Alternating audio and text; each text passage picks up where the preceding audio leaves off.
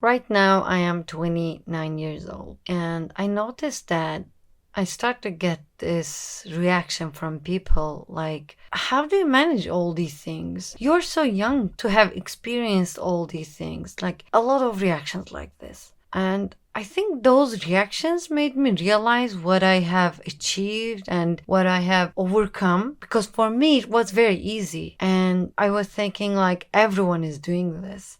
I'm just a normal person. But I've noticed that it's not. It's not like that. And I want what I achieve actually is wowing people. Yeah, they're actually like, wow. Actually, this is the reason I started this podcast because I wanted to talk to you as if I am talking to those people. Like very casual in daily task routines, in the breaks, without any editing or any preparation, just as I am. So I start to think about the thing that makes me strong as I am because I didn't used to think like that, but people obviously were thinking that I'm strong, that I achieve a lot, and they were like, you're one of the person I got inspired most. And these sentences were like shocking me because like, you're inspired by me? I know this is a little bit imposter syndrome, but that's what I used to believe. Anyway, so I start to go deep in myself and like try to find what is that thing that makes me strong. Why are these people inspired by me?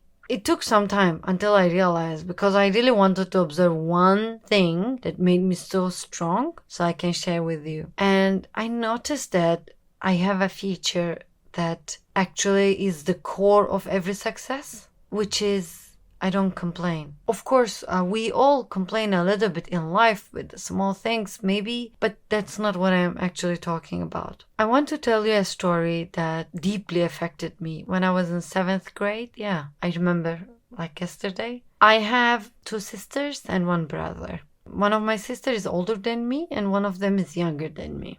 We grew up in village in very difficult conditions. My father used to work in Istanbul, which is like a big city in Turkey. Maybe you know, we used to live in the village. So you can imagine 4 children. You can imagine my mom taking care of 4 children. And our financial source was from my father. Of course, he was working and supporting us as much as he could. And we used to pick up fruit and sell it. That's how we made money. So you can imagine we actually really had difficulties with the finances and clothes, especially clothes, because we didn't have enough clothes. So my older sister, my father finds some clothes from Istanbul and he sends these clothes to us, and that's how we have some pieces, but we have to share, such as if it's very big, which usually they were really big clothes, like from adult people, and it fits my sister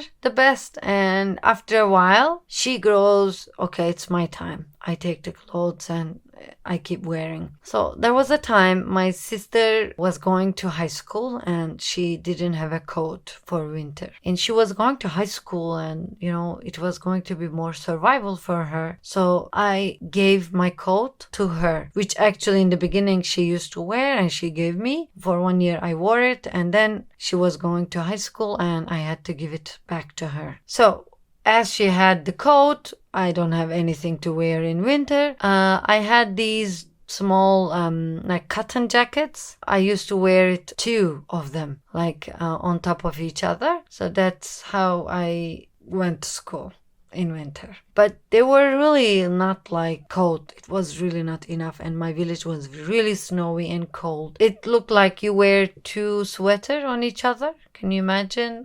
I'm trying to make you feel how I used to feel. So imagine I am going to school with like 2 sweaters and 1 more sweater inside. So let's say 3 sweaters on top of each other, and yeah, that's how I managed that winter. And one day, it was our last lesson. I was in the 8th grade. And after the lesson finished, my teacher saw me wearing these jackets on each other. I think it's really bad of her. She reacted like, oh, Merve, aren't you cold with these jackets? And why don't you wear a coat? It's a dumb question to ask, I think, in a village. I'm sure she knew that everyone was kind of, poor, and we were, and almost like no one were in good finances in the village, except, that teacher actually. She was coming from Germany, and she was kind of rich, and just a few families. The rest, like me.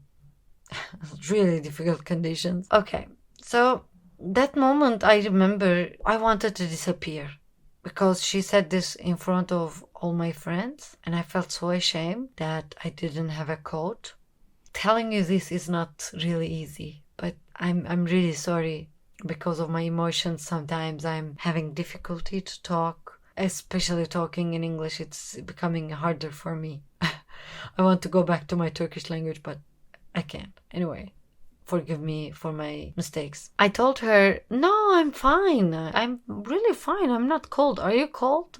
Child is trying to defend herself because she cannot accept that she doesn't have a coat. And of course, that moment I have to save my face. I cannot just say, yeah, I don't have a coat because my older sister got the coat and she had to go to another city, who I am sure she's struggling more than me now. I remember that day I went home and I cried a lot. I cried my eyes out because it really made me feel ashamed of my clothes and so weak. It made me feel so weak. So after years and years, I noticed that I actually don't complain.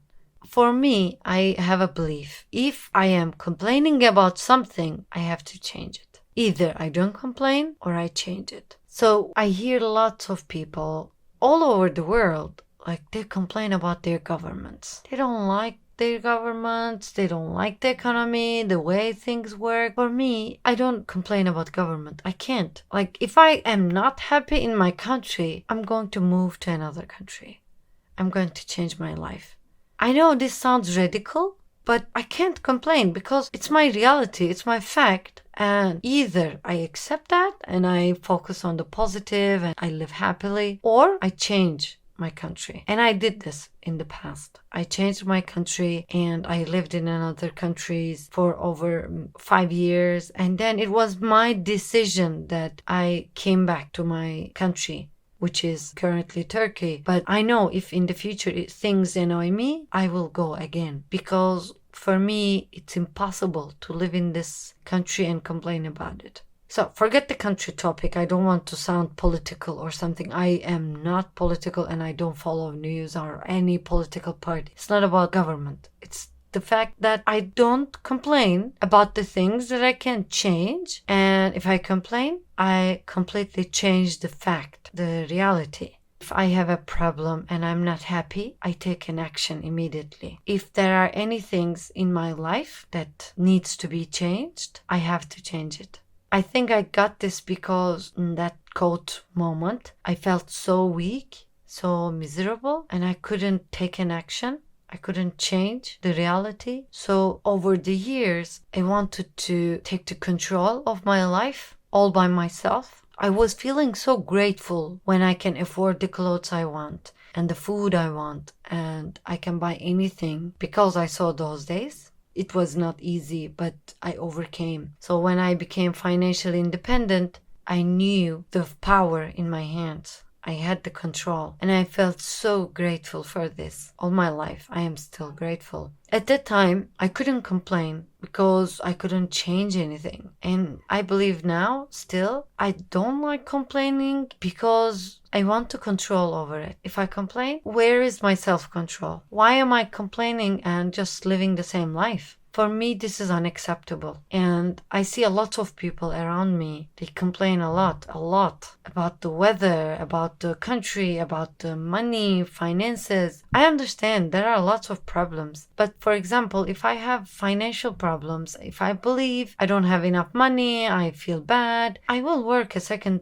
job. And I will not feel bad about this because it will be my decision. It will be my decision to work more and to make more. If I am so tired of working in these two jobs, I will stop working for one of them and it will be my decision. How can I complain about my own decision? It's my decision and I accept the results. I think accepting the result, accepting that it's your decision, it changes everything. You become more positive and you accept what it takes from you. It's because it's your decision, you are happy with the process and with the results. Sometimes we complain, and complaining kind of gives us excuses to stop feeling the problem. I feel like this can be an excuse without we realize. We do this. We complain and keep complaining, and somehow we silence some of the things in our heart. This is a way to hide our emotions and live maybe in misery. So if you stop complaining and accept what we have, actually everything becomes more powerful and people think you are so strong.